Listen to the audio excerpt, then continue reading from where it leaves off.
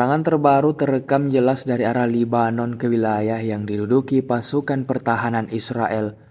Terekam dalam sebuah video yang baru saja ramai beredar di media sosial Telegram pada Senin 26 Februari 2024. Dalam video terekam situasi di lokasi kejadian yang banyak didatangi warga sekitar. Video yang diunggah melaporkan bahwa sebuah pesawat tak berawak telah menabrak sebuah bangunan di Tabariyah, wilayah utara Palestina. Israel kemudian mencurigai bahwa itu pesawat tak berawak satu arah yang diluncurkan dari Lebanon. Tampak 3 aparat keamanan sudah terlihat memantau gedung yang habis dihantam drone FPV.